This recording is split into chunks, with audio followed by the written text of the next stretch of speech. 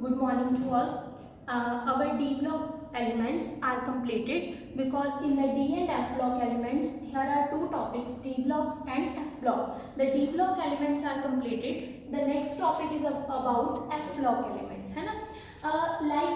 In the D block elements we say these are the transition elements. In the similar way, the F block elements are called rare earth metals. Why? Because they exist in very rare form on the Earth's crust. हमारी जो अर्थ की crust होती है उसमें वो बहुत ही rare form में exist करते हैं, इसलिए हम इन्हें रेयर अर्थ मेटल्स बोलते हैं. ठीक है, अब देखो इसमें हमारा टॉपिक है लैंथेनॉइड एंड एक्टिनॉइड्स. सबसे पहले हमें ये पता होना चाहिए कि हमारे लैंथेनॉइड्स और एक्टिनॉइड्स होते क्या हैं. What are lanthanoids?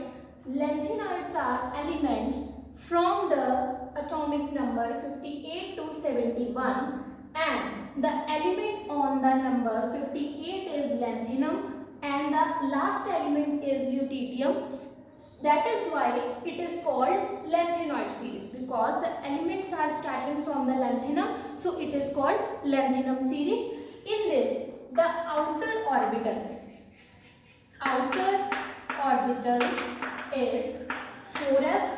The outer orbital is 4f, so that is why it is included in the F series. So it is the element of F block element, and that is why it is known as transition series, inner transition series. Because हमारे पास जो D block elements थे उन्हें हम transition series बोलते थे.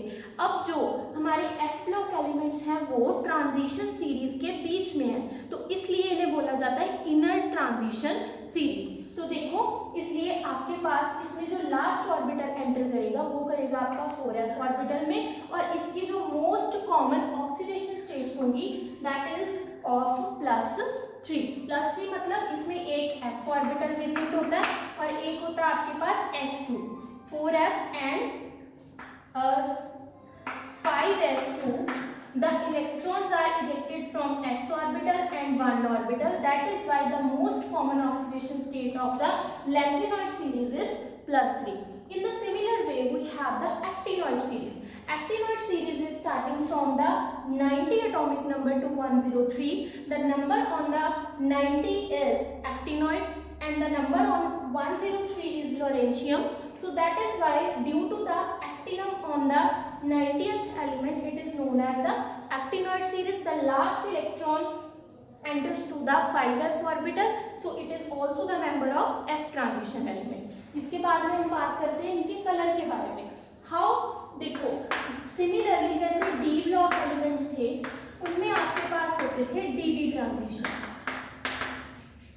क्योंकि ये आपके पास 3d है, यहाँ से इलेक्ट्रॉन यहाँ पे जंप करेंगे, है ना. तो आपके पास कौन सी सीरीज ट्रांजिशन होगी? dd ट्रांजिशन, जिसके कारण इनका क्या आता था आपके पास? कलर. सिमिलरली f ऑर्बिटल में आपके पास 14. इसमें भी f से f में इलेक्ट्रॉन की होती है ट्रांजिशन. इलेक्ट्रॉन की ट्रांजिशन की वजह से जो आपके पास कलर आएगा वो F ब्लॉक एलिमेंट का वो भी कलर्ड आएगा. जैसे D ब्लॉक आपके पास कलर्ड एलिमेंट थे, सिमिलरली जो F ब्लॉक एलिमेंट्स हैं वो भी आपके पास क्या होते हैं? Coloured elements. किसके कारण? F ट्रांजिशन के कारण. नेक्स्ट है मैग्नेटिक प्रॉपर्टीज. मैग्नेटिक प्रॉपर्टीज का मतलब है when magnetic field is applied on any inner transition element, then what is the behavior of this element? So like D block element have the N. What is N? N is number of unpaired electron. So वहाँ पे हम कौन सा formula लगाते थे? New spin is equal to n+2. लेकिन अब यहाँ पे क्या होगा? आपका सिर्फ स्पिन मैग्नेटिक मूवमेंट नहीं आएगा, आपके पास मैग्नेटिक मूवमेंट स्पिन का भी आएगा, साथ ही साथ ऑर्बिटल का भी आएगा.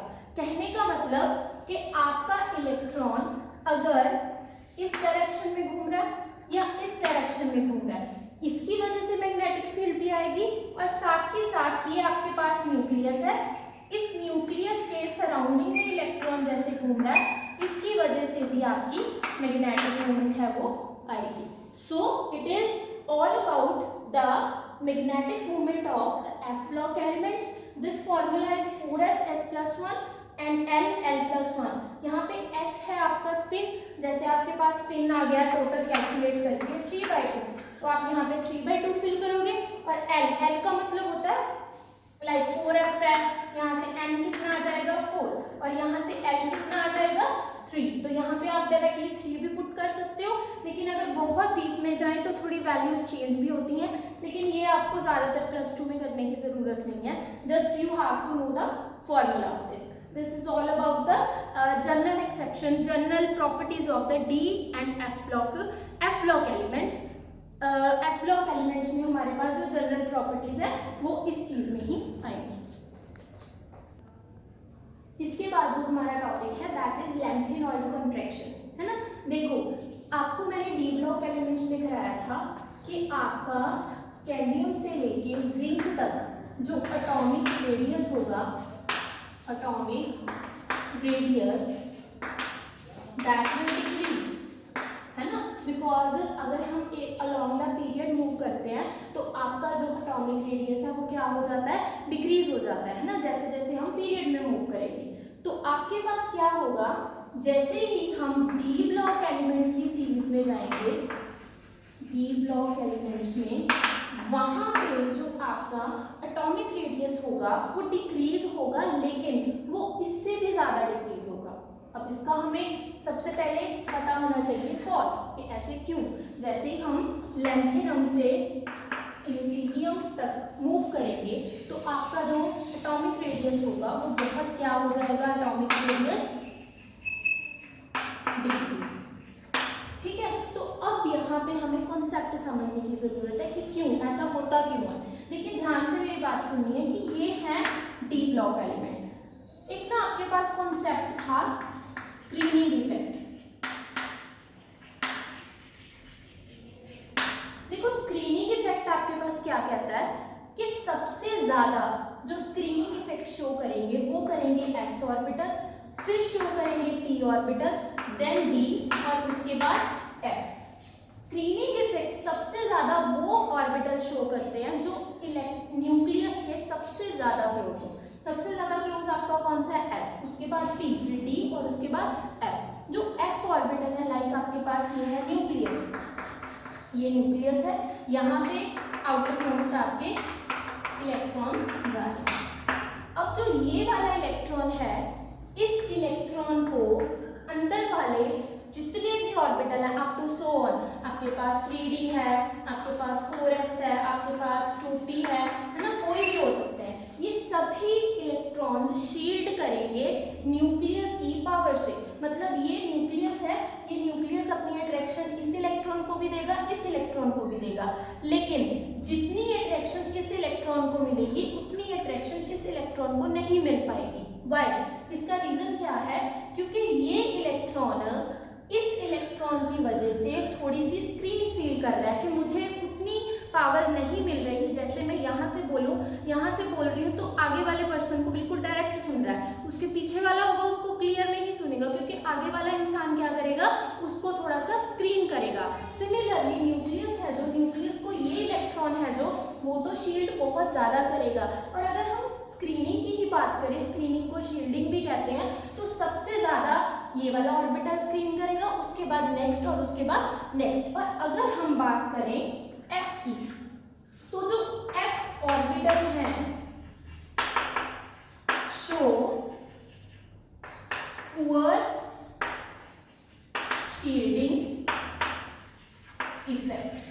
आपके पास जो F ऑर्बिटल्स हैं बहुत ही पुअर शील्डिंग इफेक्ट देते हैं। कहने का मतलब कि बिल्कुल भी आपके पास जो इलेक्ट्रॉन है उसको अट्रैक्शन इस न्यूक्लियस की नहीं मिल पाती। इसलिए F ऑर्बिटल तक जब हम सीरीज में जाएंगे, पीरियोडिक टेबल में हम जाएंगे, है ना, अप टू 103, 100 उस एटॉमिक नंबर तक जाएंगे तो इनर 99, 98, 97, है ना, 50, 51, ये सारे ऑर्बिटल्स आपको बिल्कुल भी अट्रैक्शन है जो नहीं शो करेंगे, जिसकी वजह से आपका ये वाला इलेक्ट्रॉन है जो थोड़ा सा अट्रैक्ट हो जाएगा न्यूक्लियस की तरफ। मतलब जैसे जैसे इलेक्ट्रॉन ऐड होने शुरू होंगे F ऑर्बिटल में इलेक्ट्रॉन और आएंगे, और आने की वजह से जो इलेक्ट्रॉन है अंदर शील्डिंग अच्छे तरीके से नहीं दे पाएंगे और हम बोलेंगे कि हमारा जो इलेक्ट्रॉन है वो न्यूक्लियस की टूवर्ड्स थोड़ा श्रिंक हो गया और आपका जो साइज है वो क्या हो गया, डिक्रीज हो गया।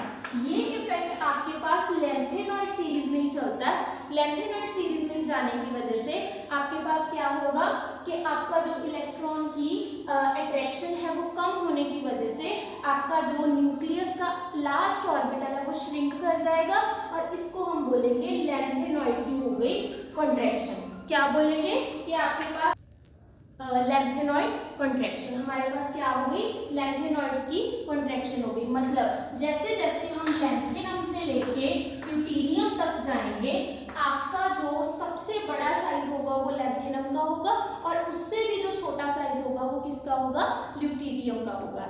इसे हम बोलेंगे लैंथेनॉइड कॉन्ट्रैक्शन।